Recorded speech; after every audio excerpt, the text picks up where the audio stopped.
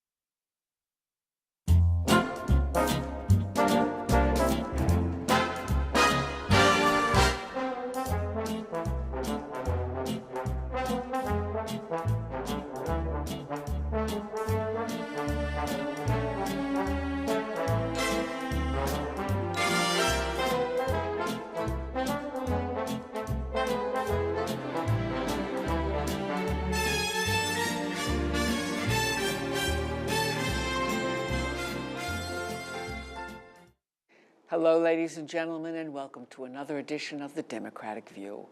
My name is Phyllis Italiano, and I am the hostess. And today I have a very lovely woman, I might add, with us, Susan Harder, who we have interviewed before. She is the woman who represents the International Dark Sky Association. And they are throughout this country and the world. Yes. And we're going to hear some of the things that are going on and some of the things that we need to be updated on, including devices. So take it away, Susan. I'm happy to. Thank you, Phyllis. You're welcome. I'm glad to be back. Yeah. This is an ongoing, issue in our town. Yes, it is. We have ongoing problems. Yes, indeed. We focus on light pollution. It's not all light at night. It is only the type of lighting that produces glare, excessive lighting, unnecessary lighting, and light trespass. So there's a number of ways to correct. Explain what light trespass means. Light trespass would be if you're lying in your bed at night and your neighbor's lights are shining in your window.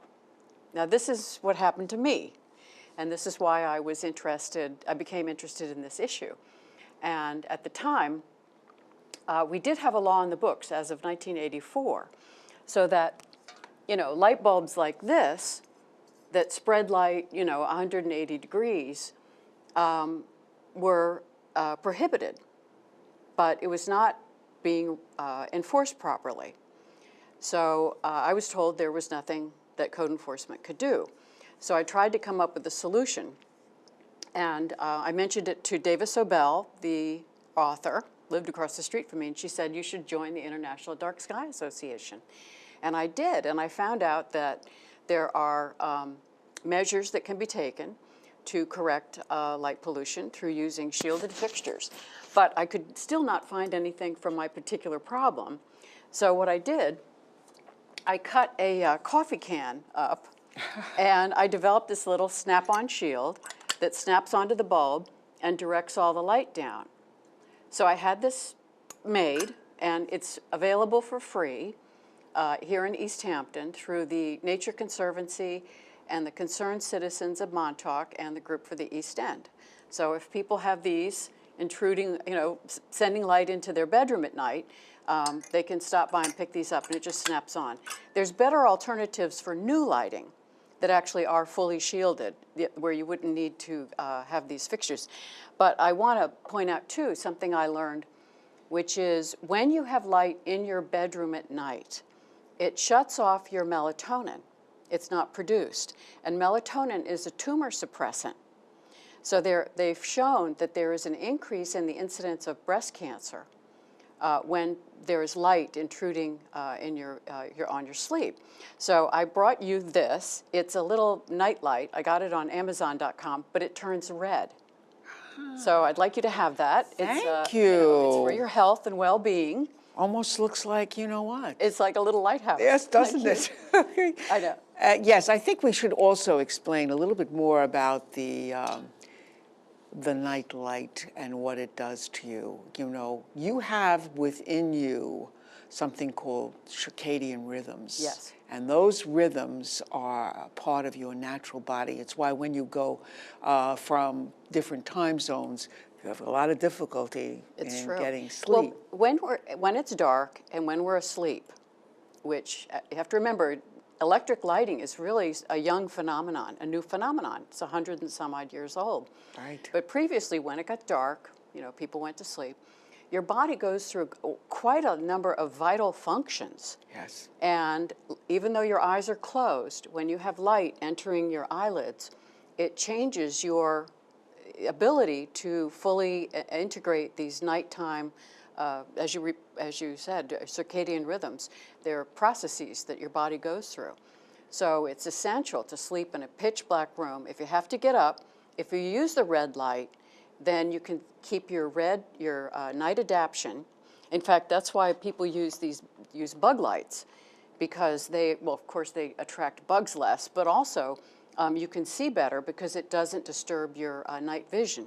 Yes, that melatonin is extremely important in your body. It's a hormone, produced by the body and by the gland that escapes my memory right now. Pituitary, I think. Maybe, but anyway, it's extremely important. And if you'll notice, when you turn off your TV, on that TV is a little red light, not a blue light, not a white light, but a red light, because it does not affect you that way. Well, blue light is exceptionally problematic at night for a number of important reasons. Well, like you said, our TVs and our computers, they are high in blue wavelengths. And this is most disruptive for sleeping. In fact, they're recommending an hour before bedtime to not be staring at, these blue light emitting devices. And also, the lighting laws that are being enacted require that outdoor lighting be lower in the blue wavelengths. In fact, they specify a certain Kelvin. And you can see it on the packages. This I just picked up at the East Hampton, the hardware store. It says it measures light in lumens, which is light output. Watts go in, light goes out, and we get more and more efficient, so we have to check the lumens. This is equivalent to a 75 watt, and yet it only uses 53 watts. But it says here that it's 2700 Kelvin, so it's going to be more in the yellowish tone, like an incandescent.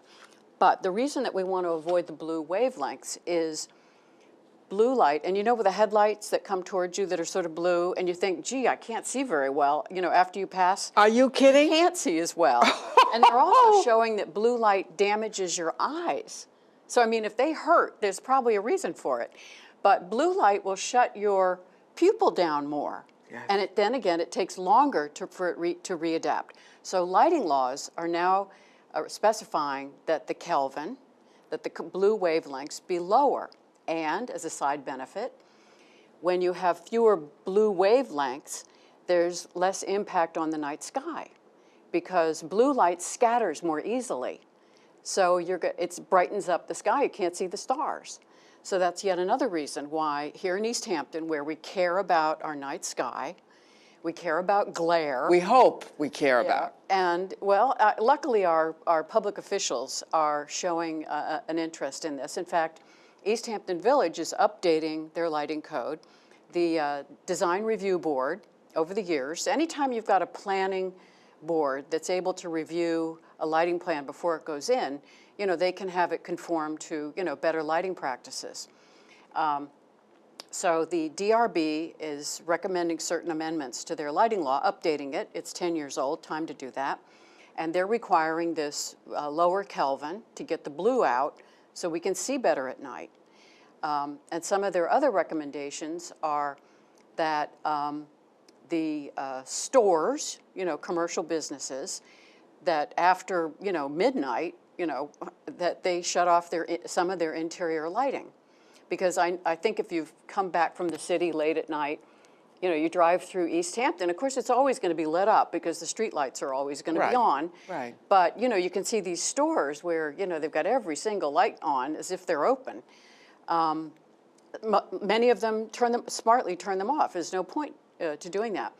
But this will not just save them money, but anytime we're using electricity when we don't need to for it's good useful purposes. Air pollution. We get the air pollution from west of us. So for every 100 watts that's left on, the equivalent of a 1/4 ton of coal is burned in fuel. And that, of course, gets dumped on us and the water. I mean, that's why our seas, that's why some of our fish are polluted, because they've absorbed, the pollutants from these coal-powered power plants. But also, so it's called reducing your carbon footprint. of course, and when you lower those lights. We have to do something about global warming. Yeah. But listen, this is interesting. The City of Lights, Paris, enacted a law so that commercial businesses have to turn off their lights at night. So I mean, why shouldn't we? Paris is smart. That's why. Yeah, they're smart. And I wanted to show you something. I worked with a community in New Mexico, and they enacted a lighting law, the Clayton Astronomy Club. And in fact, they had a big prison that was there. And they convinced the prison to change all their lighting, because the prisoners aren't flying out of the prison. So they direct all their light down. But importantly, these are all the businesses that became dark sky friendly. Oh, wonderful. And my hope is that our businesses here in East Hampton would also get on board, because another thing, something that we haven't quite embraced like we could to help our businesses during the wintertime, when it's, less active, there's such a thing as called astrotourism. And this is a multi-million-dollar business in towns that have been protecting their night sky. So we could fill up our hotels and motels in the wintertime with astronomers coming out, from the city. And because we have more darkness, the sky is more clear because there's less moisture in the air. These are obviously family-friendly people that would be coming out. It's interesting you should say that, because when my daughter bought her house in Hampton Bays in '96, we met with some friends of ours, and they took us to Michael's for dinner. Uh-huh. And then they took us out to the Point on Accabonac. Louse Point. Louse Point. Yes. And now, I went to Fire Island for many years, so I know exactly what dark sky looks like. But even in Fire Island, yeah, I did not see what I saw at Louse Point in '96. We have a very important resource here. It was like, holy mackerel. Holy moly, I thought I was touching the edge of the sky. The atmosphere there was unbelievable. The amount of sky. But one bad light fixture can wreck that for everybody. But fortunately, like I said, since 1984, we've had a lighting law on the books in East Hampton. 1980, did I say 84? 1984. Yeah. Yeah. So it's this is something that the town has embraced, at least as a concept. But the practicality of it is something that's important. And I've given talks to numerous groups, civic groups, and I give talks anytime, anywhere. I've got an illustrated lecture. I gave a talk to the Peconic AIA, so I'm happy to educate people. AIA? The architects, the local architects. And I helped redesign the lighting at the spring school so that they would light the ground and not the sky, because through the woods, previously it looked like there was so much uplight that it looked like the school was on fire. One night when it was really foggy, I almost called the fire department. But now all the light goes down, where it's supposed to go, with the exception of the bus parking lot. That still has to be fixed. But how did this movement get started? I've often wondered about that. Well, if you've ever been to Tucson, Arizona, it's ringed with observatories, professional observatories, and that's also a big astrotourism for them, multi-million-dollar astrotourism. And the astronomers noticed that they were losing their night sky. So this is 25, 30 years ago. They got together with the city fathers and helped enact the first dark sky regulations. Oh. So if you ever go to Tucson and you're flying in, it doesn't have that big bubble of light on top of it. It's a very flat lit, they light the ground, not the sky. Oh. That's how it got started. And I got interested through Davis Sobel, who, as a writer on astronomy, knew about it. She's a lifetime member. Also, I've met great astronomers. I'm on the board of the Montauk Observatory, and we set up lectures during the year. People can sign on to that and have free membership. Now, it isn't only the health of human beings that is affected. True. We also have to think about other kinds of creatures Yes, our that creatures. inhabit this earth with And- us and share the planet. Exactly. Even though we don't like to acknowledge that they share the planet. Oh. But certainly Yeah. there are Well, birds. the most highly documented case of impact of light pollution, again, upwardly directed lighting, Right. instead of down, are birds. Hundreds of millions of songbirds die every year due to upwardly directed lighting. Hitting buildings that have those big wall washing. They have all the lights that light up the sides of the buildings. The birds crash into them. They also circle lit structures to exhaustion. And birds don't fly very high up. They fly low to the ground, and they fly at night. They partially use the stars to navigate. So they get thrown off course, they crash into buildings. It's sad, but every single creature that has been studied is highly impacted negatively by night lighting because they, like us, evolved over centuries with night sky, with dark nights and light days. Gee whiz, holy mackerel. We all have to be very careful about whatever lighting we use outside. Yeah, and it's not hard, just we need to put a little thought into it. It's all based in common sense. I have some solar lights outside on my grounds, and they have like little, sort of like that, and I make sure that they're tilted this way Yeah. and not that way. Yeah. Because it isn't the sky, it's just a little bit of the ground that Yeah, we need to see where we're going. We need to obviously. see, And yeah. and I also work with an organization that sets lighting standards, so I know exactly, the foot candles. That's how we measure light on the ground, what we need in order to see safely. Wow. But I wanted to make another point, which was actually mentioned by our police chief. For example, let's say you have a store, you shut off all your lights at night, you go home, or you have your employees turn your lights off. If the police pass by and they see a light that's on, they would very likely go and investigate. Or if they saw a flashlight, they would think Oh. something's a little off. So it's actually it's a little counterintuitive, but I think it aids security to have all your lights off at night. Because, for one thing, most crimes are committed during the day when robbers can see that there's no one occupying. You mean they need to see too? Yeah, they need to see too. Exactly. One thing I do want to bring up, because it's something that I have had a problem with in the last few months, and that is that I have developed some cataracts. Yes. Which Yeah. I'm going to have surgery on. Yeah, you get those halos around lights. I know. I cannot tell you I know. how bright lights affect older people who drive. Not that I'm an older person, but course you not. never can tell. But I do know that. Well, it's not the brightness of the light. I know. It's the fact that you can see the light source. That's the bulb. So when you see the bulb, because car headlights, they're always going to be coming at you. Yes. But you get those halos around, lights. Now, another thing that can impact safety too, which is when you're driving, your eyes will autonomically go to the brightest light source. So if somebody's got a big floodlight that's, not shielded, Yeah. not aimed down, but Yeah. aimed at your face, like they have at the One Stop.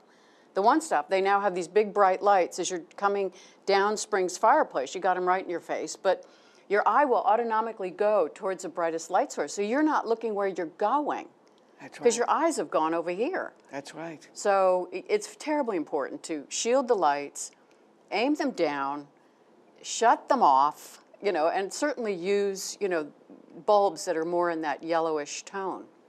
The other thing I was going to ask you about was, where is there an example of lighting that is done that is wisely done, and not the kind of light that really interferes with people seeing. I agree.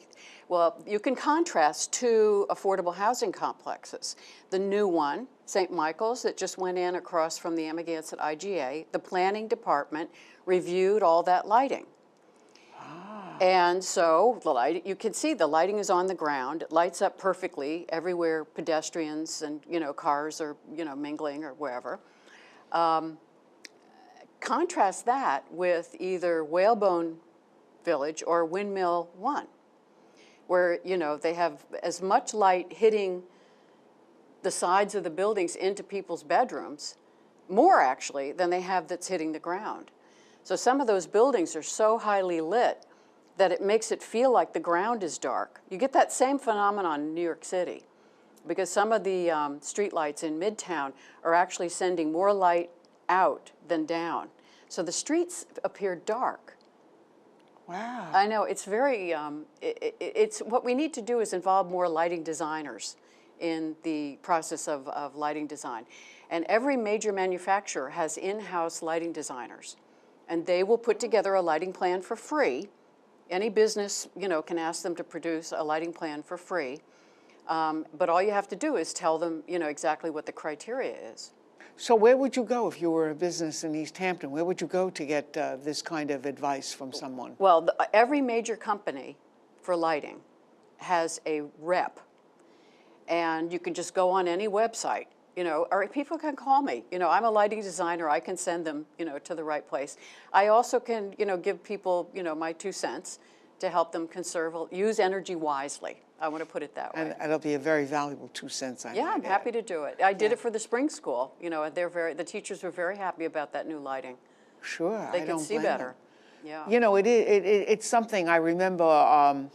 A friend of mine who was elderly, and when he would drive in a car, now I don't know if he had cataracts or not, and he has since, of course, passed away, but when he would be driving along and come across things like, when you come to the end of 3 Mile Harbor and all those bright lights there he would have to literally stop. Which is dangerous because he would stop and I would always think, oh my God, somebody's going to crash into us, when you stop like that. But he couldn't see.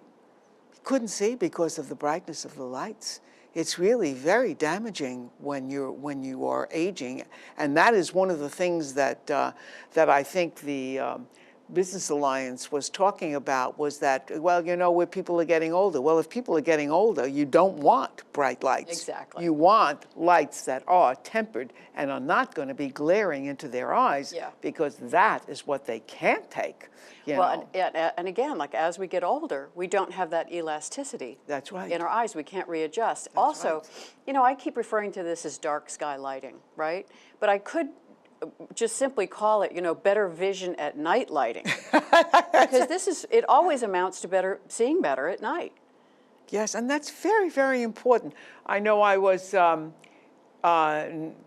at one of the shops in Amagansett Square. Now, there's a place that They have excellent lighting because walk around. They had a lighting designer. They worked with a company. The planning department had to review the lighting with their criteria. So yes, Amagansett Square is perfectly lit where you're walking. Exactly. In exactly the amount of light that you need. I do want to mention before we go, though, that there's a hearing coming up for the amendments for the village. And these are amendments that have been recommended by the Design Review Board. The hearing is January 16th. It's a Friday at 11. And I think if individuals who find this issue important could just simply, get up and tell the village board, we are supportive of the recommendations to deal with light pollution. And they can also email the village board as well. And plus they can or if they're call not them. going to be around during that particular day, they might email. Or write a letter to the village board saying we support the amendments as proposed by the Design Review Board. The Design Review Board, I got to remember that. Yeah. So it's that a good group of people. They've been reviewing lighting, for decades, as far as I know. But before something goes in, they check out the lighting plan to make sure that there's adequate lighting, it's shielded, et cetera. Well, that's great.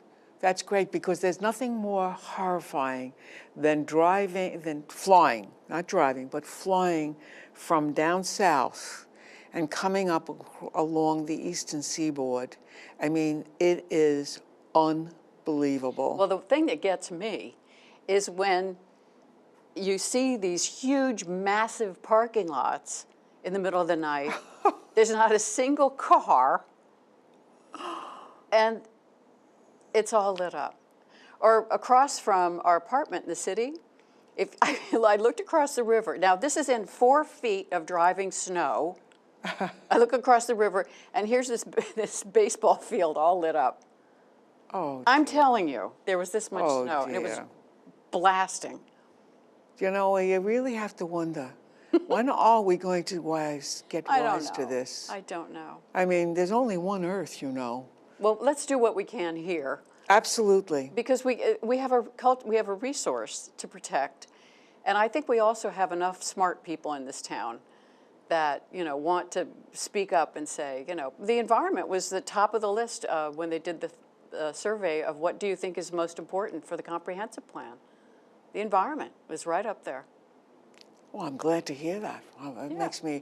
it gives me a little courage that there are other people besides you and I who are. I think there's a lot of them out there. I know. But I if know. if they want to help us enact the amendments to the village lighting law, if they could please come to that hearing on the 16th. On the 16th At of 11. January, where is it held? It's actually, the firehouse that's on Cedar Street? Yes, You park in the back and you come in the back way there. right. I've been there many times. And that's where that hearing, and what time is it? 11 in the morning. 11 in the morning. Yeah, the public gets to speak and say a few words. Uh-huh. think- And you can email what was the group? You email the village of East Hampton, but the group that developed the amendments is the Design Review Board.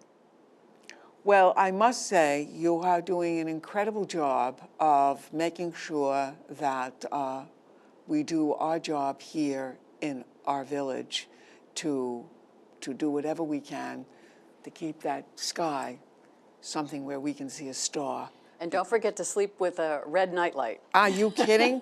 First of all, it's beautiful, and I love it, and it is something I could use, Yeah. For when you have to get up in the middle of the night, as we sometimes have to do. And, this is wonderful. And you'll keep your melatonin flowing. Yes, oh, well, I know all about melatonin. That's very, very important to our body. Thank you so much, Susan, for coming. I appreciate it, and you'll keep us up to date on I will. things. Okay, very good. Take care.